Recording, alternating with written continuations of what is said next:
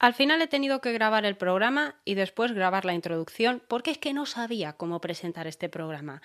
Lo he intentado varias veces, he estado de hecho desde las 3 hasta las 4 y no sabía cómo presentarlo sin que vosotros me dijeseis: Marta, por amor de Dios, ¿qué haces con tu vida?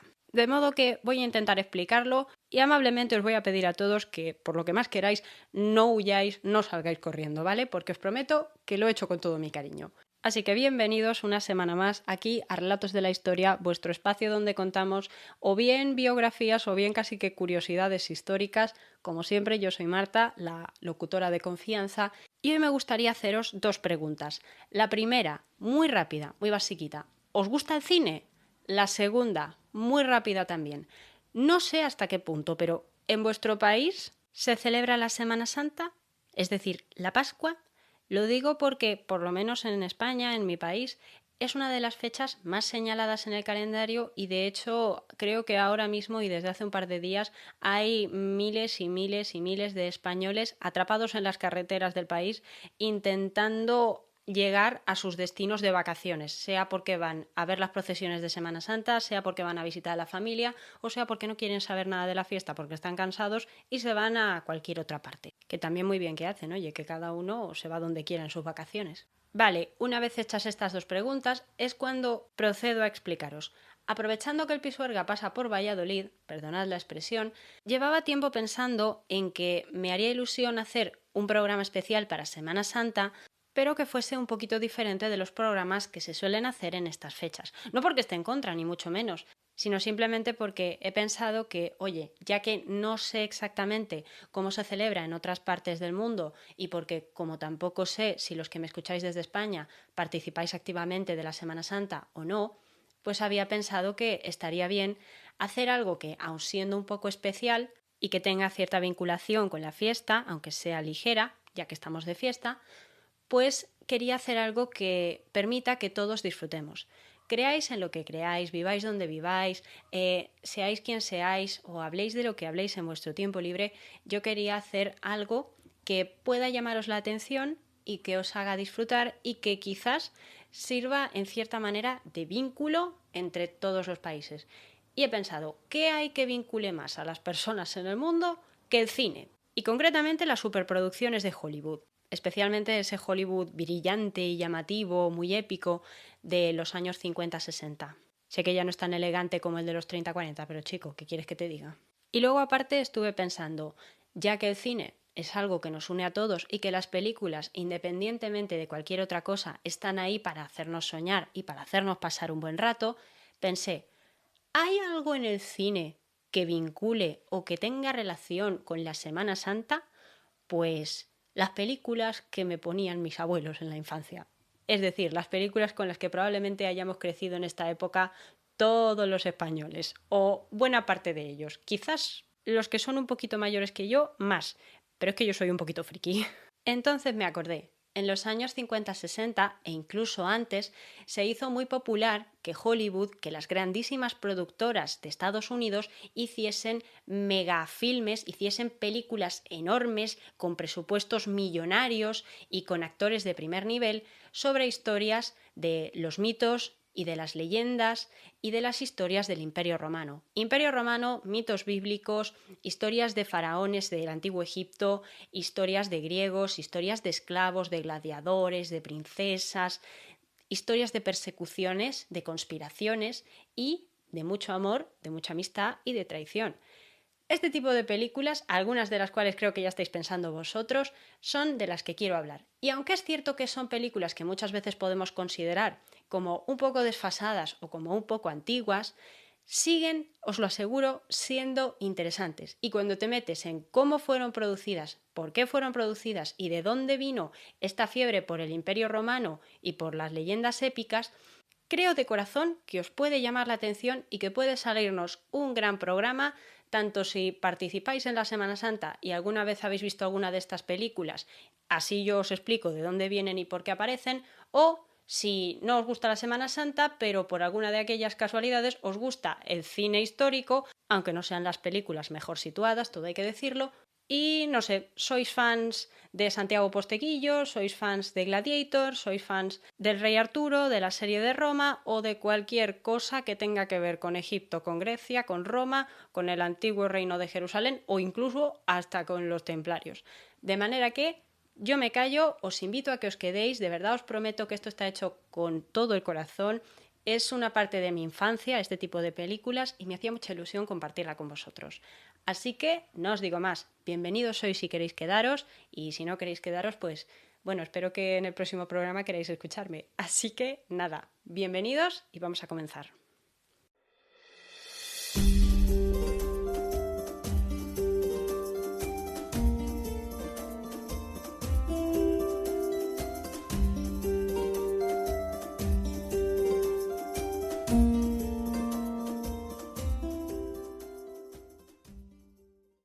Lo cierto es que los mitos, las leyendas y las tradiciones orales han formado parte de la existencia, de la vida cotidiana de los pueblos desde que el mundo es mundo.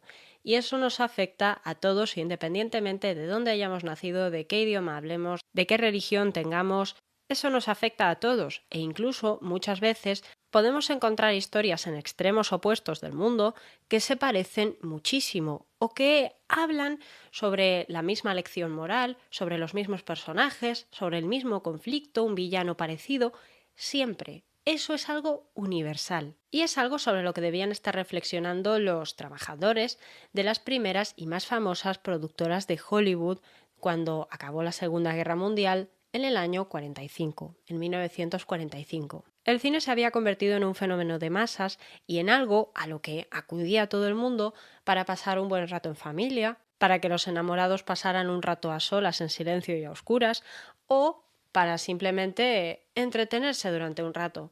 Eso sí, las entradas no eran necesariamente baratas y siempre requerían ir ahorrando un poquito. Sin embargo, el cine parece que se había impuesto sobre la radio o sobre los libros como el medio favorito de entretenimiento de la gente. Hablamos, por supuesto, de la primera mitad del siglo XX. Pero, ¿qué ocurrió?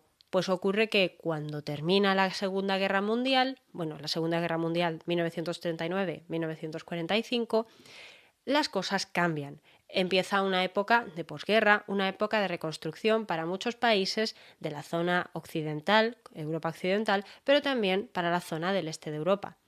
Es conocida la historia de que el mundo en aquel tiempo se dividió en dos bloques, un eje occidental que tendía más al capitalismo y un eje oriental que tendía más al comunismo. Es un momento de reconstrucción, como decía, pero también un momento de tensión, también es un momento de hartazgo por todo lo vivido y un momento donde mucha parte de la población mundial tuvo que empezar a reconstruir sus vidas. ¿Y qué pasa? ¿Qué tiene esto que ver con el cine? Pues que cuando una nueva era empieza y la gente tiene que salir adelante y poco a poco sale adelante, a veces aparecen innovaciones que nadie esperaba y terminan cambiando los patrones de consumo de la gente, lo que la gente quiere comprar, quiere ver, quiere escuchar, quiere oír y en lo que deciden gastarse el dinero.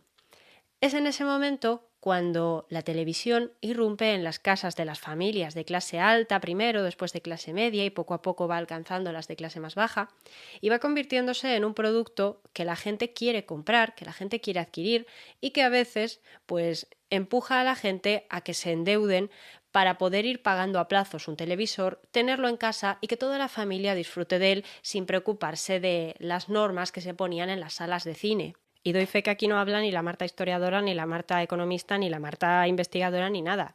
Esto le he preguntado yo a mi familia y ellos me han estado explicando que las televisiones antes, digo antiguamente, pero realmente que no hace tanto tiempo, los años 50-60, las televisiones, por lo menos en España, eran muy caras y a veces la gente llegaba al extremo de endeudarse para pagar una televisión y para poder tener ese lujo en tu propia casa y que toda la familia pueda compartirlo.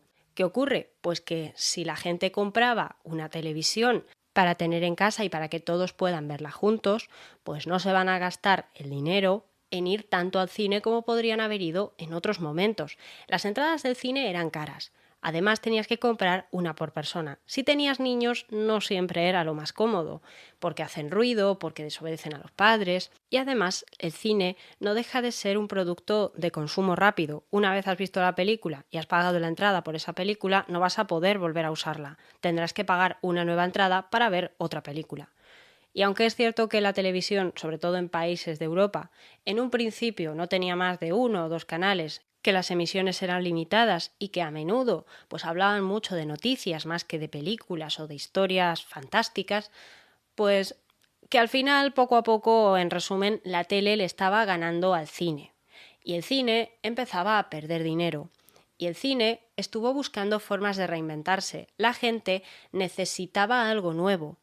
El cine con voz, con sonido, había irrumpido hacía unas décadas, pero también es cierto que ahora comenzaban a innovarse con técnicas de color y formas de llamar la atención del consumidor que nunca antes se habían probado o que no se habían probado de esa forma. Por tanto, si el cine quería sobrevivir, si el cine quería reinventarse, adaptarse a los nuevos gustos y volver a atraer a la gente a las salas, tenían que poner todo de su parte. Y aunque es cierto, también es cierto, que todos los países tenían sus propias productoras, directores, actores famosos, Hollywood era la que dominaba a nivel internacional el panorama del cine, es decir, Estados Unidos, es decir, California, es decir, que los principales interesados en que se volviesen a ver películas eran los cineastas y productores de las grandes compañías, compañías como Paramount, compañías como 20th Century Fox, compañías como Warner Bros., como Universal Studios, compañías que todos conocemos y hemos visto alguna vez. Y además estoy pensando en los grandes iconos del cine de esas épocas previas a la Segunda Guerra Mundial. Estoy pensando en Charles Chaplin, estoy pensando en Greta Garbo, estoy pensando en Rita Hayworth, estoy pensando en Gary Cooper, en un montón de nombres que se nos pueden venir a la mente. Y aunque hayáis nacido como yo ya en los 2000, seguramente los habéis escuchado aunque sea de mencionar o hayáis visto algunas películas. Teniendo en cuenta todos estos nombres, esas grandes compañías y el prestigio que ya tenía Hollywood en estos momentos, a estas alturas de la película, y también teniendo en cuenta que todos los estudios europeos estaban en un proceso de reconstrucción o en un proceso de salvar la vida después de la guerra mundial, muchos me podríais decir que Estados Unidos no debería haber tenido problemas o no debería haber tenido que plantearse demasiados esquemas para hacer películas que volviesen a interesar a la gente. También hay que señalar, muchos hogares europeos tardarían en tener televisión, pero los americanos no. Los americanos no. Y aparte, había otro problema añadido con lo que muchas productoras no contaban en un principio, y es que no contaban con que, acabada la Segunda Guerra Mundial, volvería a la carga un caso judicial que muchas ya daban por enterrado, pero que resurgió y terminaría el trabajo iniciado en la década de los 40 para castigar a las grandes compañías del cine, para castigarlas por el monopolio, por el abuso y, por supuesto, por evitar la libre circulación de películas extranjeras en territorio estadounidense. Y creo que con esto ya llevamos suficiente introducción. Así que, si os parece, hacemos una pequeña pausa y entramos en harina de forma oficial hablando del caso que estuvo a punto de arruinar el monopolio de Hollywood y que hizo necesario, más que nunca, recurrir a superproducciones épicas, llamativas y diferentes para recuperar el interés y la confianza de un público que o bien estaba deprimido por todo lo que había pasado en los últimos años, o bien estaba más pendiente que nunca de esas novedades tecnológicas que incluían la televisión. Vamos a hablar sobre el caso Paramount.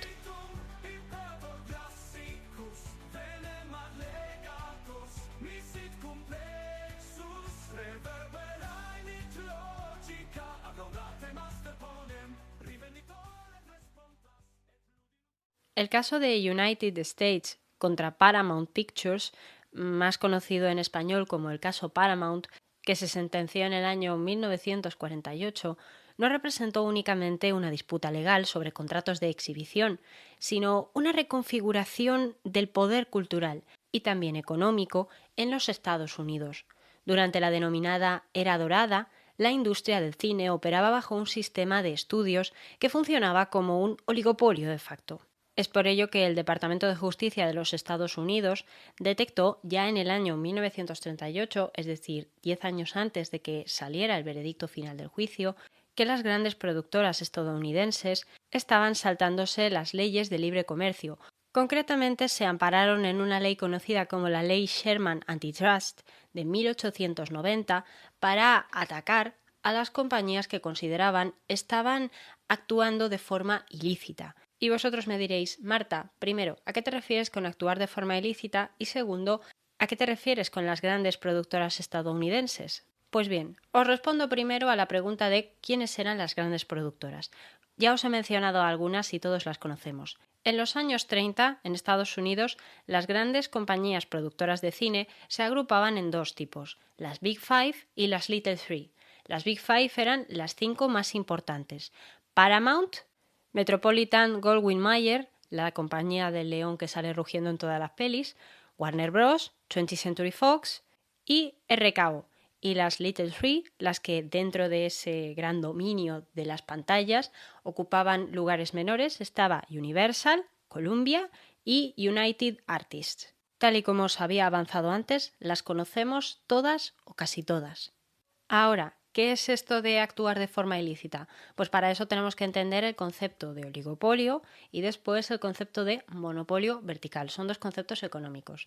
El oligopolio, para quienes no lo sepan, se parece a un monopolio pero con matices. A grandes rasgos se entiende como monopolio cuando hay una única empresa, compañía o entidad que se ocupa de abastecer a todo un mercado. Y eso le da poder para decidir qué cantidades de mercancía producir o qué cantidades de servicio ofrecer y qué precios ponerle y a quién se lo vende y a quién no se lo vende. Es todo muy arbitrario, vamos a decir, y se considera que es ilegal en muchos sectores.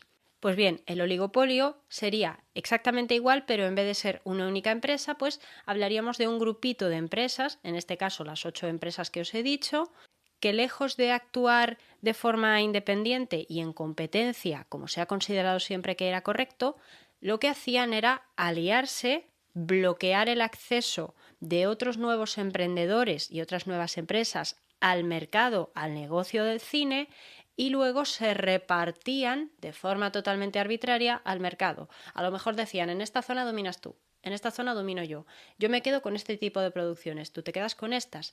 Digamos que colaboraban y al mismo tiempo competían para quedarse con todo el pastel e impedir que otros pudieran robarles un poquito de su riqueza. A grandes rasgos, siempre hay matices y siempre hay detalles, esto es un oligopolio. Y el funcionamiento del Hollywood de los años 30 y de los años 20 se basaba en este sistema. Se había basado en este sistema y le había proporcionado la gran era dorada de los años 20-30, de ese paso del cine mudo al cine con voz. Pero es que el asunto va más allá. Ya no es una cuestión de que únicamente se repartan el mercado o se repartan a la audiencia, sino que además las compañías de Hollywood entraban en otro nivel dentro del control económico llamado monopolio vertical. Un monopolio vertical se basa en que las empresas que se ocupan de un negocio, en este caso el negocio cinematográfico, decidían controlar no solo la fabricación, la producción de películas, sino que además controlaban su distribución, controlaban su publicidad. Muchas de las grandes productoras, por no decir todas, eran dueñas de las cadenas de cines donde se iban a proyectar las películas que luego la gente iba a ver. Y esto generaba que hubiese cines que tenían prohibido emitir X películas o que por contrato, tuviesen prohibido emitir las películas de la competencia. O tenían derecho a decidir cómo, cuándo y dónde se hacía publicidad, o tenían derecho a decidir qué actores y qué actrices trabajaban con ellos y cuándo no, o cuáles sí y cuáles no. Y todo esto era fundamental porque el punto neurálgico de todo el sistema de Hollywood no era tanto la cantidad de teatros o la cantidad de cines que poseía una compañía, sino la calidad de los mismos. Veréis, aunque en torno al año 1945, cuando acaba la Segunda Guerra Mundial, los estudios poseían solo el 17%, en torno al 17% de las salas de cine del país, de Estados Unidos, estas salas, las salas que dominaban ellos, eran cines de estreno preferente, es decir, cines ubicados en grandes centros urbanos a los cuales iba la mayor parte de la población de las grandes ciudades, con lo cual se llevaban, pues se estima que en torno al 45% de los ingresos por cine, por vistas, por visitas, por salas llenas. ¿Esto qué significaba? Que la productora no solo cobraba de fabricar la película o de vendérsela a los cines, sino que también cobraba muchas veces directamente de las entradas, la totalidad del precio de la entrada iba para la productora. Por supuesto, tal y como podéis imaginar, la Segunda Guerra Mundial impidió que el proceso judicial llegase hasta el final, por lo que hubo que esperar hasta el año 1948, y a lo largo de esos 10 años en los que duró la investigación y duró el caso, los jueces y los tribunales encontraron motivos de sobra para condenar a todas las grandes compañías de Estados Unidos. Entre ellos se les acusaba de hacer venta en bloque, es decir, de obligar a las salas de cine, que no eran de su propiedad, a comprar paquetes de películas que no habían visto, que no sabían si eran mejores y peores o si les iban a ir mejor para sus negocios, con la obligación de que las emitieran, de que las sacaran, o de lo contrario, las productoras no volverían a venderles a esos cines independientes. Ellos se amparaban en los derechos de autor para defender este tipo de actitudes, pero el tribunal insistió en que era algo ilícito y que mermaba la libre competencia, así como también terminarían penalizando a los cines que utilizaban sistemas de intervalos y turnos, es decir, que a veces se emitían las películas intentando que no hubiese ningún tipo de competencia entre los cines, sino que se pusieran de acuerdo diciendo yo emito esta a esta hora, tú emites esta a esta hora. Puede parecer que esto es un sano acuerdo, pero no lo es. Es un intento de manejar cómo va a funcionar la industria. Y os aseguro que todas estas prácticas generaban ingresos multimillonarios. Así, el día 3 de mayo de 1948, la Corte Suprema de Estados Unidos emitió un fallo histórico con unos votos de 7-1, 7 votos a 1, donde se aseguraba y se estaba de acuerdo en que el sistema actual que manejaban los productores de cine mermaban la libre competencia y se saltaban todas las leyes antimonopolio del país, fomentando acuerdos ilegales e incluso a veces que rozaban el chantaje. El resultado final de este caso fueron los conocidos como decretos Paramount, de ahí el nombre, que impusieron la desinversión obligatoria.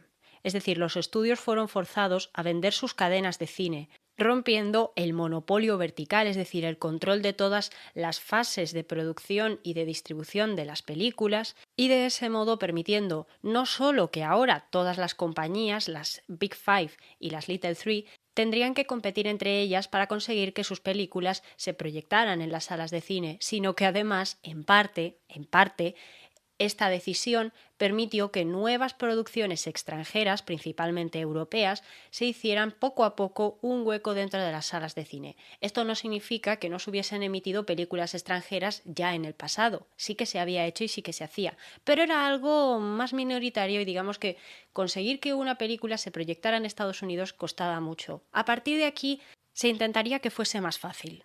Es por ello que, entre los efectos a largo plazo que tuvieron estas decisiones y los decretos Paramount, destacan el auge de la producción independiente.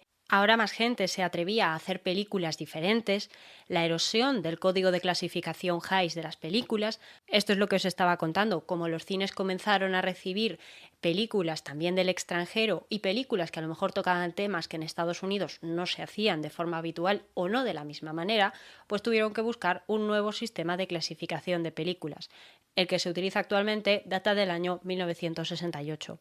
Y luego, por supuesto, estuvo la apertura y la competencia real. Ahora sí que las películas, que los cineastas, que las productoras competían en un mercado un poco más libre. Y ahora sí que no iban a estar sustentados y que no iban a basar su riqueza en el control de las salas de cine y de todos los medios de producción. A partir de ahora, aquí entraba un contexto mucho más salvaje, la competencia, esa imagen del capitalismo bestial, podríamos decir.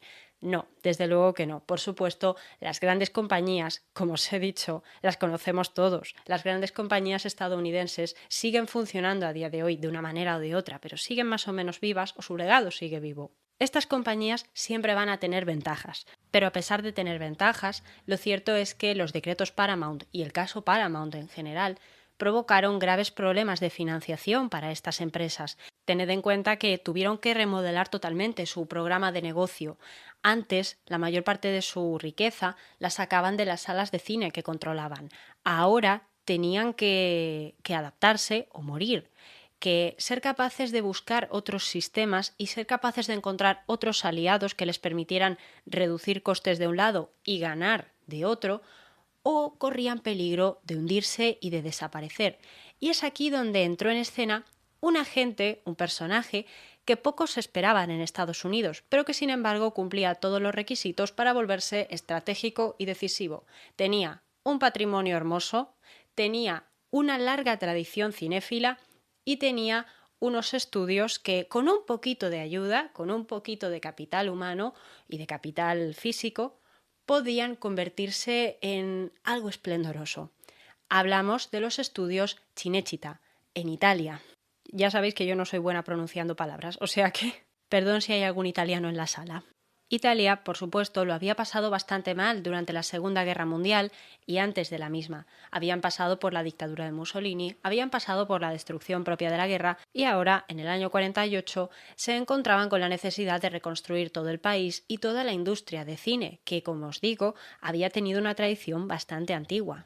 Y en parte sería a partir de estos años 50, 60 en adelante, cuando el cine italiano vería su edad dorada. Creo que todos, o casi todos, hemos visto algunas de las grandes películas italianas del siglo XX. A mí se me viene a la mente, por ejemplo, Nuovo Cinema Paradiso, que es de las más clásicas, pero también habrá a quien se le vengan a la mente los spaghetti western, esas películas de indios y vaqueros que muchas veces se filmaron entre Italia y España, el desierto de Almería, y que, bajo esa manufactura italiana, alcanzaron gran popularidad en la segunda mitad del siglo XX, aunque también seguramente haya quien esté pensando en las películas de terror o en las películas de amor. Lo cierto es que Italia tiene un paisaje, un panorama y un patrimonio que atraen a cualquier cinéfilo, que atraen a cualquier artista y que queda muy bien ante la cámara.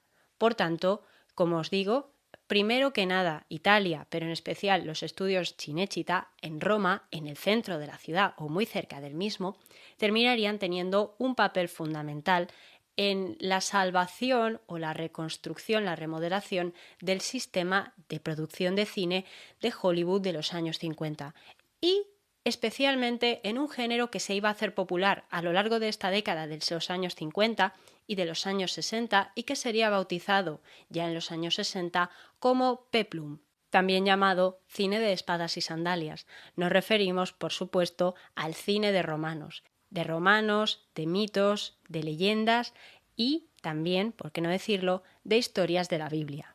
Películas que se convirtieron en superproducciones y que cambiarían o marcarían, en cierto sentido, la relación que tenemos en esta parte del mundo con las historias de la época antigua y la relación que tenemos con los mitos bíblicos. Por lo que, si os parece, hacemos una breve pausa y os hablo un poquito de algunas de estas superproducciones que, aunque no lo parezca a día de hoy, se hicieron muy famosas y aún en estos tiempos siguen marcando tendencia.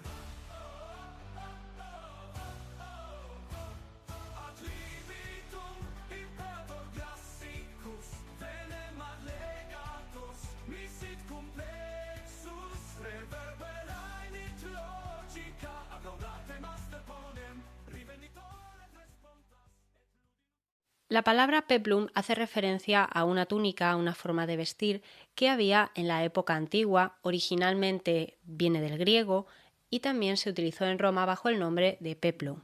Este término, como os decía, apareció por primera vez en una revista francesa del año 1962 para referirse a todas las películas que, estando ambientadas pues en el Imperio Romano, en el Egipto de los faraones o incluso en el antiguo reino de Israel, pues contaban historias de héroes, de princesas, de mitos, de leyendas, que en general nos sonaban a todos, que todos, tanto a un lado del Atlántico como al otro, conocíamos.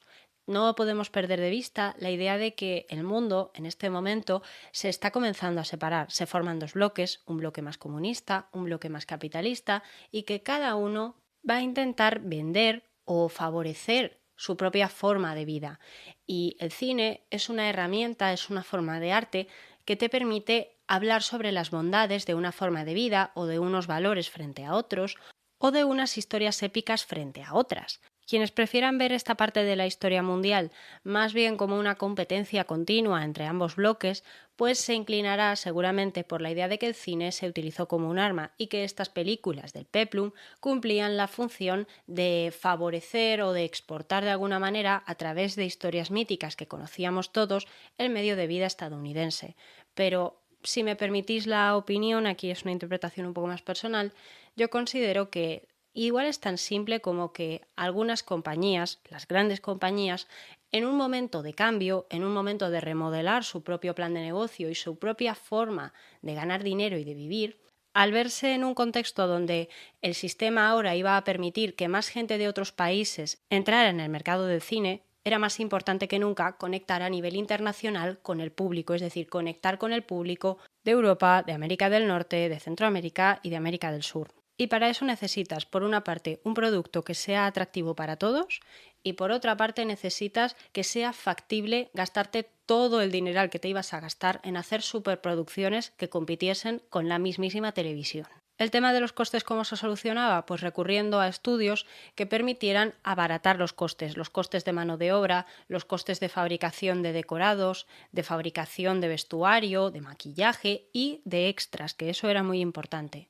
En este sentido, la inversión que comenzaron a hacer distintos productores de las compañías grandes y especialmente los de la Metropolitan Goldwyn Mayer, los del León Rugiendo en Italia, pues eso afectó a que luego los estudios comenzaron a hacer colaboraciones con los estudios americanos, de forma que el sistema funcionaba así. Por una parte tenías productoras que querían hacer películas que estuviesen por todo lo alto, películas con grandísimos decorados, con grandísimos escenarios, con miles de extras y con los nuevos métodos de grabación a color, pero sin gastarse un dineral. Con lo cual los italianos permitían que los americanos fuesen a Roma a grabar y a cambio los italianos les ofrecían unos servicios mucho más baratos de lo que se encontrarían en Estados Unidos. Es decir, los americanos deslocalizaron la producción de las películas y en muchos casos se fueron a Roma, a Italia, porque era más barato. Les salía más barato y así podían sacar productos de muchísima calidad artesanal, porque el cine italiano siempre ha sido muy artesanal y en esta época lo era especialmente, a cambio de un precio muy barato. ¿Qué ocurre? ¿Qué ocurre? Esto es debatido. Esto que os voy a decir ahora es debatido, pero hay quien considera que gracias en parte a toda esa inversión, a ese capital americano que llegó allí y a todos los proyectos que fueron llegando a Roma para ser grabados, pues la industria italiana poco a poco fue ganando nuevo capital y fue ganando nueva experiencia, nueva tecnología para poder emprender sus propios proyectos y asistir a lo que sería el renacimiento del cine italiano y su posterior edad de oro. Esa es una parte de lo que necesitaban las productoras para fabricar películas que ganasen al público a nivel internacional y que le ganasen la partida a la televisión. Pero es que luego necesitaban, lo que os decía, el producto. Necesitaban una historia que se ganase a la audiencia. Y aquí, a ver, ha habido películas de todo tipo y en este tiempo se hicieron películas de todo tipo. Pero es cierto que en cuanto a temas épicos se refieren, la historia del Imperio Romano y la historia de la Biblia es conocida por todo Occidente. Tú preguntas a cualquier occidental, sobre todo de la época, y conocía al menos las historias básicas de los romanos y las historias básicas de la Biblia. Eso le preguntabas a un español, a un italiano, a un alemán, a un inglés, a un francés, a un estadounidense, a un canadiense, a un mexicano. Le preguntabas a quien fuese y todos conocían esas historias. Y si no las conocían, al menos les sonaban. Y eso favorecía que todo el mundo, cuando veía que salía una película sobre, qué sé yo, sobre Nerón, una película sobre los gladiadores, una película sobre Cleopatra o una película sobre el éxodo de Moisés, iban a verla porque les sonaba la historia, porque la habían oído antes. Seguramente en el colegio, los que hubiesen ido al colegio, porque antiguamente no todo el mundo iba, habían oído hablar de esto.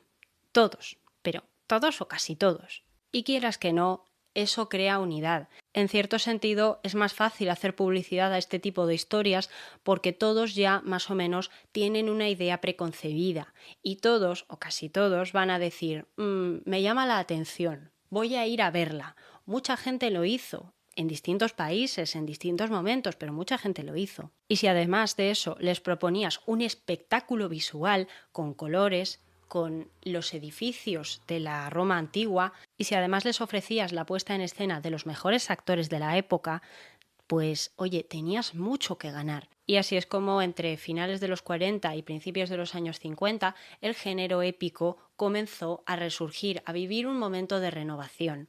Y esa renovación vino de la mano, no siempre, pero muchas veces, en la mayor parte de superproducciones, de parte de las grandes productoras americanas y de los estudios Cinecittà de Roma. Y las películas que no se habían rodado en estos lugares, aún así, aunque no se hubiesen rodado en Roma, también contaban muchas veces con sistemas parecidos a los que utilizaban los italianos para rodar las películas o con decorados de los que tomaban nota. Por supuesto, esto empujaba a que se creara un género más o menos cohesionado, el género del peplum, el género de las espadas y las sandalias, y unos cánones de personaje y de argumento más o menos estandarizados o establecidos, que se quedarían ya con nosotros pues hasta años recientes.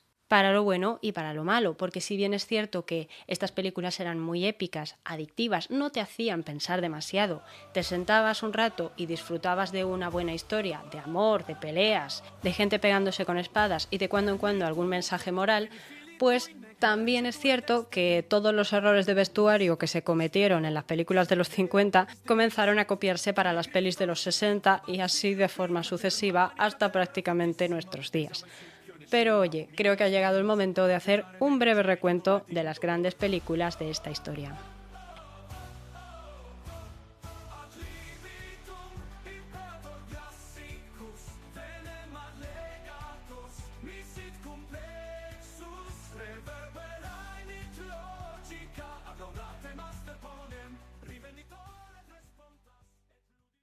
Pero como os digo, todo este género épico ya existía desde hacía tiempo. Voy a daros algunos títulos de películas precursoras de las de los años 50 y vosotros me diréis si os suena el nombre a algo o si podéis intuir de qué trataban las películas. Una sería El saqueo de Roma, del año 1905, Agripina, de 1911, Julio César, de 1914, Atila, de 1919, El misterio de Osiris, de 1919. La ya película americana Sansón y Dalila de 1949, que se produjo íntegramente en Estados Unidos, o las dos versiones europeas de cine mudo, una italiana y la otra, aunque protagonizada por italianos, financiada por alemanes, de Quo Vadis. Quo Vadis es una película histórica por muchos motivos, pero para entender la importancia que tuvo esta película hay que entender un poco cómo llega a rodarse, la versión de los años 50, la versión producida por Metro-Goldwyn-Mayer Studios en Cinecittà, en Roma. Veréis, Quo Vadis es una novela escrita en el año 1896 por el escritor polaco Henryk Sienkiewicz, el cual fue, además, el primer escritor polaco en ser galardonado por el Premio Nobel de Literatura, que no era cosa menor en aquel momento. Por tanto, la novela ya adquirió cierta fama y reconocimiento intelectual, además de que, pues como ya os he dicho, tuvo dos versiones en el cine mudo. Una en 1913, la cual fue un auténtico éxito de taquilla, una película de 2 horas de duración que pocas películas tan largas se habían hecho y que además gozaba con unos decorados preciosos. Y la segunda fue una versión un poquito más moderada del año 1924. Esta segunda, al igual que la primera, fue producida en Italia, pero en este caso la financiación fue alemana. ¿Qué ocurre? Pues que las dos versiones del cine mudo en su momento consiguieron llegar a Estados Unidos, en un momento en el que costaba que estas cintas llegasen allí. ¿Qué es lo curioso aquí? Pues que tenemos una situación donde esta novela, que tiene amplio reconocimiento a nivel intelectual por la academia y demás, ha sido adaptada dos veces para el cine, algo bastante prestigioso, y en ambos casos la peli ha llegado tanto a Europa como a Estados Unidos, por lo que tenemos una historia que más o menos muchos o buena parte del público puede llegar a recordar. Luego además es una película que precisamente por la historia que tiene es atractiva. Veréis, es una novela ambientada en la Roma del emperador Nerón en torno al siglo I después de Cristo y cuenta la historia de amor entre Marco Vinicio, un soldado romano, y Ligia, una mujer que pertenecía a una tribu bárbara, pero que fue tomada como rehén por los romanos y criada en casa de 2 romanos que resulta que han sido convertidos al cristianismo, en un momento donde el cristianismo pues va creciendo poco a poco, va comenzando a ganar adeptos y va introduciéndose en el Imperio Romano. ¿Qué pasa? Pues que Nerón es un tirano arrogante, egocéntrico y demasiado obsesionado con tocar música, aunque no se le da muy bien, y en un momento dado decide prender fuego a Roma, movido por esa extraña locura y esas ansias de gloria que tiene. Y como culpables de dicho incendio señala a la población cristiana. ¿El motivo? Pues porque necesitaba un chivo expiatorio. Pero este chivo expiatorio termina con el odio de toda la población hacia los cristianos, a los cuales estaban culpando injustamente de todos los males de Roma, y Nerón, de forma totalmente arbitraria, iniciará una campaña de búsqueda, de captura y de ejecuciones masivas y bastante dolorosas, pero muy apropiadas para las películas sobre el circo romano, de esta población cristiana. Mientras que tanto Marco como Ligia y sus amigos tienen que intentar sobrevivir en ese mundo, en ese entorno y ganar su libertad. En este momento, de fondo, también así como personajes secundarios, aparecen San Pedro y San Pablo, como los principales promotores del cristianismo dentro de Roma. A grandes rasgos, ese es el argumento de una película que fue protagonizada por actores tan famosos en la época como Robert Taylor, el primer marido de Elizabeth Taylor, ya estaban casados en aquel momento, por Peter Ustinov haciendo el papel del emperador Nerón, que fue un actor increíble británico, nominado varias veces al Oscar y ganador de los Globos de Oro por este papel que hizo del emperador Nerón, Leo Gen en el papel de Petronio, que es uno de los políticos y poetas de la época más, vamos a decir, mordaces con la figura de Nerón, o la mítica Deborah Kerr en el papel de Ligia. Como podéis ver, el argumento es una película de aventuras con cierta connotación que hace referencia a la persecución pues, de un grupo, de una etnia, de una religión, de forma injusta y arbitraria por un tirano chalado. Es un tema que, por unas o por otras, en la época de la posguerra, en la sociedad sobre todo europea de la posguerra, podría hacer que la gente empatizase mucho con esa historia o que buscase un final feliz para una historia tan dolorosa que podía recordar a ciertas cosas del pasado. Pero es que además, aparte de eso, como os decía, se recurrió a un elenco bastante famoso en el momento y se recurrió a una cantidad de extras nunca vista. Imaginad solamente que hubo más de 30.000 disfraces para vestir a la gente. Además de eso, ejecutivos de la compañía de Metro-Goldwyn-Mayer, como Henry Hennington, contribuyeron a inyectar capital en los estudios Cinecittà para conseguir reconstruirlos y dejarlos perfectos para el momento. Tenía que ser todo espectacular, esplendoroso. Y lo que es más, uno de los motivos por los que se ve que la compañía quiso poner toda la carne en el asador es que buscaron actores famosos en la época, muy famosos para hacer a los protagonistas principales. Hay una curiosidad que señala que el productor, Sam Zimbalist, recibió la llamada de un agente que le ofreció para el papel de Ligia a una joven actriz que comenzaba a hacer sus trabajitos en la industria del cine y que consideraron que por su elegancia y por su aspecto inocente y dulce sería perfecta para el papel. ¿Qué actriz era? Audrey Hepburn, la de Desayuno con Diamantes. ¿Qué problema hubo y por qué no la cogieron y decidieron elegir a Deborah Kerr? Pues que Audrey Hepburn todavía no era tan famosa y no podría significar un reclamo tan grande para el público. Pero si lo buscáis por internet hay fotos de Audrey Hepburn vestida al estilo romano para audicionar para la película. Y por si todo esto no os parece ya bastante llamativo, pues mirad si hubo extras que algunas de las futuras actrices famosas de la década siguiente estuvieron presentes y en algún que otro fotograma de la película pueden verse. Es el caso de Elizabeth Taylor, la esposa de Robert Taylor, la famosa Cleopatra, o la mítica actriz italiana Sofía Loren. Es que hablamos de una colaboración americana e italiana que tuvo muchísimas mezclas y que dio lugar a muchísimas casualidades. Curiosidades de la historia del cine que pues no hacen sino poner de manifiesto que yo soy una friki de la historia de Quo Vadis. Me gustó mucho la novela, me la he leído hace poco para hacer este programa y he vuelto a ver la película, la veo todos los años en Semana Santa y a mí es una peli que me divierte mucho y que yo os animo a conocer porque al margen de lo que creáis, lo que dejéis de creer, cada uno es libre aquí, pero es una historia bonita, diría yo. Bonita en el sentido de que es una historia de aventuras, al margen de todo. Pero a lo que vamos, ¿vosotros queréis saber cuál fue el saldo final de esta película? Pues bien, se estima que su presupuesto fue de alrededor de 7,6 millones de dólares. Y en la taquilla mundial, Quo Vadis recaudó más de 21 millones de dólares. Fue la película más vista en 1951, fue nominada a 8 Oscars y aunque es cierto que no se llevó ninguno, sí se llevó varios Globos de Oro, como el que premió a Peter Ustinov por su papel de antagonista siendo Nerón. De verdad, no puedo poneros fragmentos de los diálogos de la película porque por los derechos de autor y demás, pero si vais a internet y los buscáis es que vais a encontrar un montón y son muy chulos. No en vano, el título de la película, Quo Vadis, es una frase latina que de alguna manera pregunta al interlocutor ¿dónde vas o cuál es tu camino? Es una frase que se ha quedado un poquito en el imaginario popular de los que son frikis en este tipo de historias y una frase que teóricamente haría referencia a la pregunta que le formularía Jesús a Pedro, a San Pedro, cuando se le aparece en el momento en el que éste intenta huir de Roma y le pregunta ¿a dónde vas? Algo así como ¿abandonas a los tuyos? Pues son este tipo de detalles y este tipo de historias lo que hizo de Quo Vadis una película que si bien no es de las más famosas películas de romanos actualmente, sí que marcó una época. Fijaos si marcó una época que su productor, Sam Zimbalist, como os decía, 8 años más tarde, en el año 1959, produciría también la película Ben-Hur. La película de Ben-Hur, que fue protagonizada por el actor Charlton Heston, significó un nuevo salto para la compañía del León Cabreado.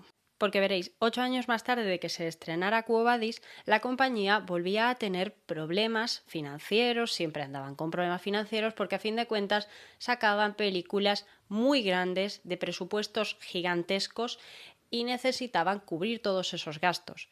Por lo que productor y compañía productora necesitaban ofrecer algo grande otra vez. ¿Qué ocurre? En este contexto, Sam Zimbalist vuelve a tomar una historia literaria, en este caso la novela de Ben-Hur, del escritor estadounidense Louis Wallace, también del siglo XIX, y decide llevarla de nuevo a la gran pantalla, otra vez produciendo en Roma y otra vez poniendo a una estrella del momento como protagonista principal. Pero si bien en Quo Vadis el actor principal y por tanto el héroe de la historia había sido Robert Taylor, un auténtico galán, en el caso de Ben-Hur, el protagonista debía ser un nuevo actor que estuviese despuntando. Y el actor que más había demostrado en la década de los 50 que era capaz de hacer películas muy épicas y personajes que a un tiempo eran atractivos, pero que a otro tiempo eran carismáticos, no era otro que el mitiquísimo Charlton Heston. Charlton Heston había llamado la atención de Sam Zimbalist 3 años antes gracias a su papel de Moisés en la película Los 10 Mandamientos, otra película de este género del peplum que volvió a sacar otro mito, otra historia bíblica o de la Edad Antigua a la gran pantalla y que volvió a representar una ganancia millonaria, pero en este caso no para la productora Metro-Goldwyn-Mayer, sino para la rival, la compañía Paramount. Si bien Quo Vadis había dado una ganancia de 21 millones de dólares, lo cual era una ganancia enorme para la época, Los 10 Mandamientos le reportó a Paramount unos ingresos todavía mayores. Veréis, el presupuesto de Los 10 Mandamientos fue de en torno a 13 millones de dólares y la ganancia, la recepción total, fue de más de 196 millones de dólares a nivel mundial. Una auténtica burrada, una salvajada. Por tanto, Charlton Heston, que ya se había hecho famoso antes con otras películas, aquí se convierte en un actor de cine épico y de cine de aventuras, haciendo el papel de Moisés. Es el Moisés más recordado por todos. Y además estaba dispuesto a viajar, lo cual era importantísimo para Sam Zimbalist, porque, a fin de cuentas, Los 10 Mandamientos se había rodado entre Egipto y Estados Unidos, mientras que la Metro-Goldwyn solía preferir trabajar en Roma para este tipo de proyectos. Entonces le ofrecieron a Charlton Heston hacer el papel de Ben-Hur, hacer el papel protagónico. Y efectivamente, tal y como pronosticaban tanto la compañía del León Cabreado como el productor Sam Zimbalist, efectivamente la película de Ben-Hur rompió todos los esquemas. Ben-Hur, para que os hagáis una idea, es la historia de un noble judío que vive en Jerusalén en tiempos de la ocupación romana. Allí vive con su madre y con su hermana, y se hace amigo además de un romano llamado Mesala. ¿Qué ocurre? Con el paso de los años los niños crecen y Mesala se marcha a servir al ejército, pero después regresa y acude a casa de su viejo amigo a verlos a él y a su familia. ¿Qué ocurre? Pues que no os voy a hacer mucho spoiler. Mesala le pedirá a Judá Ben-Hur, que es así como se llama el protagonista, que traicione a los suyos en favor de Roma para demostrar su lealtad a los romanos. Judá, o sea, Ben-Hur, lo rechazará y le pedirá a su amigo que por favor se marche, con la mala pata de que, un poquito después, y aprovechando un pequeño accidente con una teja que se desprenderá de casa de Ben-Hur en el momento en el que pasaba una comitiva romana, Mesala aprovechará para acusar de traición a Judá y a su familia, a su madre y a su hermana. Y con una orden suya, los tres serán encarcelados. Y desde aquí se desatará pues toda una historia donde Judá Ben-Hur tendrá que recuperar su libertad, recuperar su nombre, tendrá que enfrentarse a la traición de un amigo y conseguir rescatar a su madre y a su hermana. ¿Qué ocurre? Esta historia ocurre en tiempos de Jesús. Y regresando al mundo del cine, ¿qué ocurrió con esta película? ¿Por qué fue tan bestia? Pues veréis, su presupuesto fue de unos 15 millones de dólares y su recaudación fue de 146.900.000 dólares, una auténtica burrada. Ben-Hur se convirtió en un fenómeno de masas todavía más grande que los 10 mandamientos, todavía más grande que Quo Vadis y todavía más grande que cualquier película que se hubiese hecho hasta el momento. Y es que todas las grandes productoras, no solo la del León y no solo la Paramount, se habían atrevido a hacer superproducciones de tipo Peplum o de espadas y sandalias, sino que, además, otras rivales como la 20th Century Fox había competido con estas superproducciones sacando sus propias películas. Es el caso de la película La túnica sagrada de 1953 o su segunda parte Demetrio y los gladiadores de 1954. Por lo que, vamos a ser sinceros, con Ben-Hur, Charlton Heston ya se convirtió en una leyenda inmortal y lo hemos visto de hecho en muchísimas películas de la época, fuera del género de los romanos y de las historias bíblicas. Le hemos visto en El Cid, le hemos visto en El planeta de los simios, le hemos visto haciendo todo tipo de papeles, más románticos, más de galán, más de capitán, por así decirlo. Se ha convertido y se convirtió en un icono de las películas épicas y casi que de ciencia ficción también. Él ganó todo eso. Por su parte, el productor de la película, Sam Zimbalist, por desgracia, no llegó a ver el gran éxito que fue su último trabajo, el de Ben-Hur, porque falleció a mitad del proceso de producción y fue galardonado post-mortem con un premio en los Oscar. Porque si bien Quo Vadis había estado nominada 8 veces, pero al final no se llevó ninguno, la película de Ben-Hur batió el récord de 11 Oscars, incluyendo los de Mejor Película, Mejor Director, Mejor Actor de Reparto y Mejor Fotografía. Es cierto que los planos eran muy llamativos. Y como podéis comprobar, la fórmula es muy similar. Un gran héroe que salva a su enamorada y que además lucha en contra de un tirano, en el caso de Quo Vadis, Nerón, en el caso de Ben-Hur, Mesala, para defender a su familia, a su pueblo y a los suyos. En el caso de Quo Vadis, la defensa es hacia los cristianos. En el caso de Ben-Hur, la defensa es hacia los judíos. Pero siempre es hacia un grupo que está siendo perseguido y siempre los romanos son los malos. Esta fórmula funcionaba. Funcionaba de categoría y la gente iba al cine todos los años esperando ver alguna superproducción por parte de o bien de las Big Five o bien de las Little Three.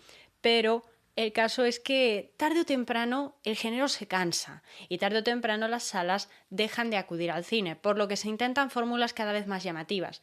Y aquí es donde se cuenta que el género Peplum poco a poco fue divagando y fue adquiriendo connotaciones pues cada vez más eróticas, connotaciones cada vez más violentas y connotaciones que pasaban de tener una historia que podría tener unos personajes carismáticos, aunque fuese un poco básica, más o menos básica, hasta cada vez ser películas que parece que iban más enfocadas a enseñar músculo y enseñar pues vestuarios llamativos que a ser películas con un verdadero fondo. Y este desgaste se notaba también para las productoras, puesto que la Metro-Goldwyn-Mayer tuvo el problema de que desde que estrenaron Ben-Hur parece que, aunque no lo hubiesen dicho por decreto, estaban obligados a sacar un peliculón de este tipo todos los años, con el mismo tipo de presupuesto, con el mismo tipo de gaste en actrices, en actores, en estrellas, todo, tenía que ser todo igual, y eso terminaba cansando a cualquiera. ¿Qué ocurre? Pues que necesitaban historias nuevas, historias llamativas, pero que tuviesen el mismo gancho con el público. Así es como, pasados los años, y cada vez van sacando películas diferentes, un año más tarde de Ben-Hur, el peplum más famoso de la compañía Universal Pictures. Hablamos de Espartaco. Esta historia también está basada en una novela de Howard Fast, pero también tiene connotaciones históricas. En este caso, Espartaco sería un esclavo que se dedica de forma totalmente obligada al oficio de gladiador. Paréntesis, ahora sabemos que el oficio de gladiador no era siempre relacionado con la esclavitud y que de hecho eran atletas bastante respetados. Pero lo que se haría en la película es que en este caso los esclavos, capitaneados por Espartaco, cansados de su situación, se alzarían contra el poder tiránico de los romanos. Otra vez tenemos a un héroe carismático que se enfrenta a un poder tiránico. Otra vez son los romanos, pero en este caso, fijaos, el tema no va tanto por la parte de religión o por la parte de familia, sino más bien por la situación social, que quizás también vaya reflejando un poquito los cambios en la moral, los cambios en las preocupaciones de la población. Y yo en estas cosas no sé tanto porque no soy tan cinéfila, simplemente me gusta ver películas, ¿de acuerdo? El caso es que esta película, dirigida por Stanley Kubrick, un director que quizás conozcamos algunos, ganó 4 Oscars y, como os digo, fue el peplum más famoso de la compañía Universal Studios.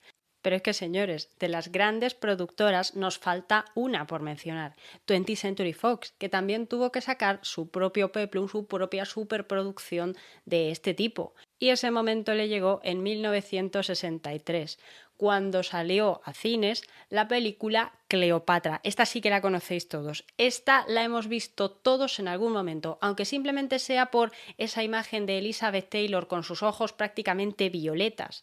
Sí, como digo, azules violáceos, se veían violetas, sentada en el trono, maquillada al estilo egipcio, vestida de oro, el canon que solemos imaginar a Cleopatra.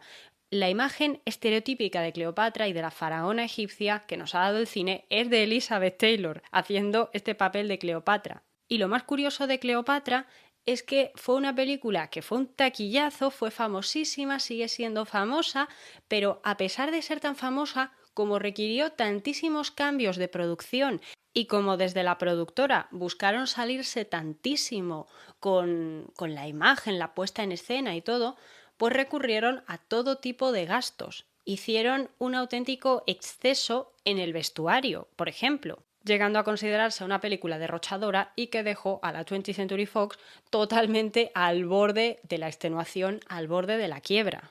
En este caso, lo que ocurre con los resultados de recaudación es que se tardó mucho tiempo en conseguir empezar a generar beneficios. Tengamos en cuenta que de un presupuesto inicial para crear la película de 2 millones de dólares se pasó a un total de 44 millones de dólares gastados.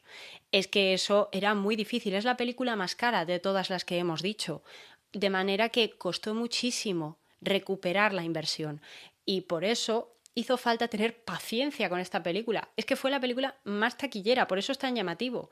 Una película que tiene éxito, que tiene gancho, que se convierte en culto, que es inmortal y que sin embargo está a punto de arruinar a su propio estudio. Para que veáis hasta qué punto las compañías estaban dispuestas a arriesgarse para producir este tipo de historias. Y Cleopatra ya no es una historia que busque conectar con un lado ni demasiado épico, ni demasiado filosófico, tampoco es puramente músculos y cuerpos y tal.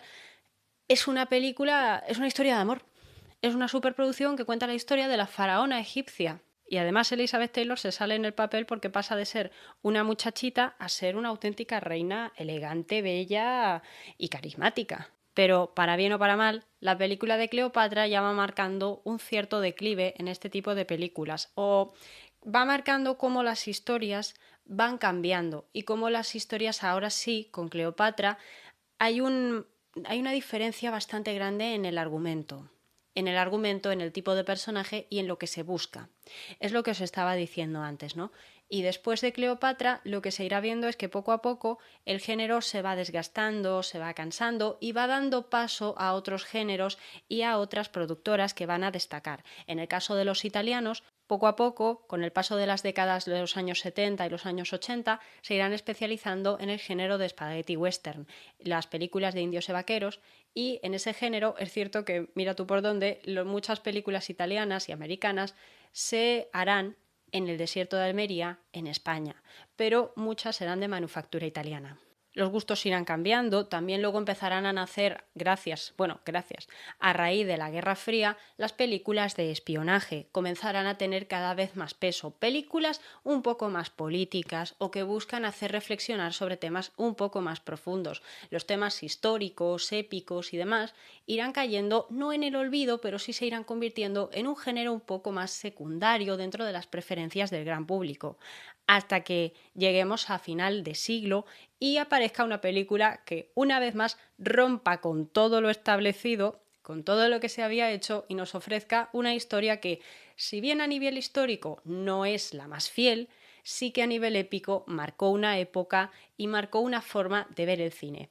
Creo que ya sabéis a qué me estoy refiriendo, ¿no? Una película de romanos de finales del siglo XX que llama la atención, no es demasiado histórica, pero es epiquísima, la historia es buena, el protagonista es un héroe, pero tampoco es el héroe típico que podemos encontrar en el Moisés de los 10 mandamientos, el Marco Vinicio de Quo Vadis, no es Ben-Hur, es Máximo Décimo Meridio, el Gladiator que Ridley Scott filmó y se estrenó en el año 2000.